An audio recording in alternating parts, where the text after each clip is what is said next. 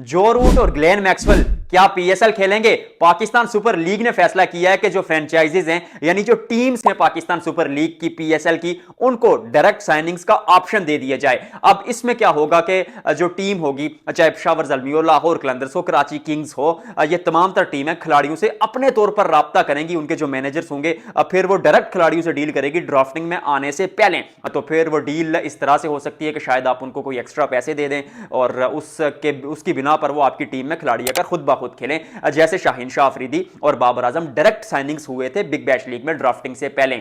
और ये बड़ी स्टोरी आ गई पीएसएल की चंद और बड़ी खबरें आज की वीडियो में डिस्कस करूंगा, जिनमें अली तरीन साहब का मुद्दा है कि वो बिडिंग के लिए आ गए। आपने कहा था कि हम तो बिडिंग क्या, अली तरीन साहब जब तक माफी नहीं मांगेंगे क्योंकि पीएसएल को नुकसान हो रहा है। उनकी बातों से ये पॉडकास्ट में अपने इंटरव्यू में पाकिस्तान क्रिकेट बोर्ड की बेइज्जती कर रहे हैं। मैं अक्सर एक बात कहा करता हूं कि ये जो पीसीबी में नए नए लोग आए ना, जो मोहसिन नकवी साहब के चहेते हैं, जो किसी बड़े मतलब एक पावरफुल आदमी के दोस्त हैं और वो पीसीबी में इसलिए काम कर रहे हैं, तो इनकी जो पावर है ना ये नई नई है।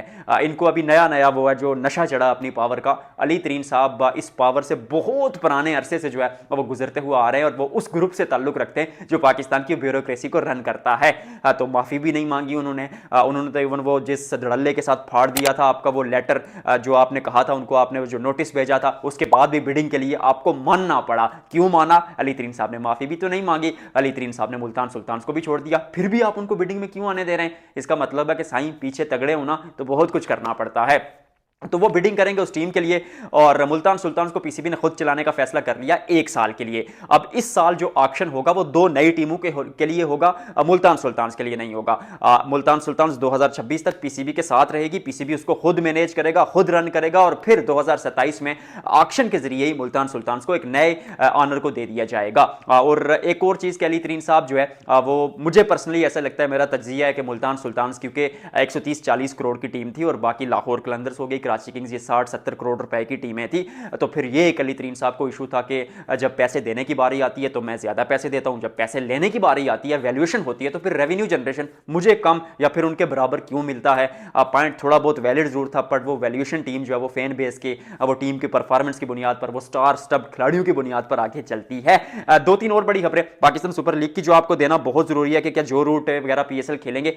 देखिए पीएसएल खेलने के लिए सबसे पहले ये होता है कि आप ड्राफ्टिंग के लिए साइन इन करते हैं, लेकिन जो डायरेक्ट साइनिंग्स का ऑप्शन दिया पाकिस्तान क्रिकेट बोर्ड ने, उससे पाकिस्तान क्रिकेट बोर्ड जो है, पाकिस्तान क्रिकेट बोर्ड बल्कि पीएसएल की जो टीमें हैं वो खुद खिलाड़ियों से राब्ता करेंगी। तो अगर अच्छे आप उनको पैसे ऑफर करेंगे तो वो आ सकती हैं। और इवन अगर आउट ऑफ द बॉक्स आप चीजें सोचें तो क्विंटन डिकॉक तो 3 करोड़ रुपया ले रहे हैं आईपीएल में, उनको अगर 6-8 करोड़ रुपया आप ऑफर करें तो वो भी आ सकते हैं। बट शायद आईपीएल एक बेहतर जो है फोरम है, एक बड़ी लीग है, मानना पड़ेगा आपको, पाकिस्तानी फैंस एग्री करें ना करें, वहां पर खेलने से कैरियर जो है आपका खुल जाता है, आपकी वो जो अपॉर्चुनिटीज हैं वो बनती हैं और फिर जो एक्सपोजर है वो भी बढ़ता है। तो वो शायद ना छोड़ कर आए, मैं एक जनरल बात कर रहा हूं कि खिलाड़ियों को अगर आप पैसे देंगे तो वो आ जाएंगे। उसके अलावा जो बड़ी स्टोरी ये थी कि क्या कहते हैं, 3 से 4 जो है वो रिटेंशन अलाउ की जाएंगी एक टीम को। हालांकि टीमें चाहती हैं पीएसएल की कि 5 से या 5 से ज्यादा खिलाड़ियों की रिटेंशन दी जाए, पर पाकिस्तान क्रिकेट बोर्ड चाहता है 3, और उससे ज्यादा अगर पाकिस्तान क्रिकेट बोर्ड कर सकता है तो मुझे ऐसा लगता है कि 4 रिटेंशन अलाउ करेगा। अभी तक पाकिस्तान क्रिकेट बोर्ड कह रहा है कि 3 खिलाड़ियों को रिटेन करें।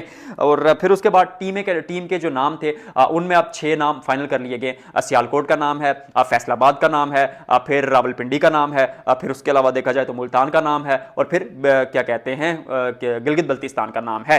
तो मेरे नजदीक, अगर आगा खानी ग्रुप में बहुत बार कह चुका हूं कि उनका ताल्लुक गिलगित से है, तो वो टीम खरीदते हैं तो फिर गिलगित ही नाम रखेंगे, और जीबी मारहोर्स या गिलगित बल्तिस्तान या इस तरह का कोई नाम होगा। और जो दूसरा मजबूत ग्रुप है इनवेरेक्स ग्रुप, वो अगर खरीदता है तो वो फिर फैसलाबाद या सियालकोट की तरफ जाएगा, और अली तरीन भी अगर टीम खरीदते हैं तो वो फैसलाबाद या सियालकोट की तरफ जाएंगे। तो ये लिख लीजिए, ये वीडियो सेव कर लीजिए कि जो टीमों का नाम होगा वो फैसलाबाद, सियालकोट और गिलगित, इन 3 टीमों में से किसी का नाम होगा। और फैसलाबाद और सियालकोट से एक तो खैर कंफर्म है, और जीबी की टीम अगर वो खरीदते हैं तो फिर ठीक है आगा खानी ग्रुप, अगर अली तरीन और खरीद लेते हैं साथ जाकिर खान साहब, तो फिर ऐसा लगेगा कि 2 टीमें फैसलाबाद और सियालकोट की ही आ जाएंगी। उसके अलावा कुछ बात करने को रह तो नहीं गया, सारी चीज़ें हो चुकी हैं। $1 लाख एक्स्ट्रा मिलेगा खिलाड़ियों पीसीबी की जानिब से वैल्यूएशन के उस प्रोसेस के बाद टीमों को, कि आप जो है डायरेक्ट साइनिंग खिलाड़ियों की कर लें। तो एक अच्छी चीज़ पाकिस्तान सुपर लीग के लिए। और 6 जनवरी को ड्राफ्टिंग नहीं यार, ऑक्शन हो रहा है, टीमों के लिए ऑक्शन हो रहा है, खिलाड़ियों के लिए ऑक्शन होगा नहीं। तो आज की इस वीडियो में फिलहाल इतना ही, आपसे मिलते हैं अगले व्लॉग में।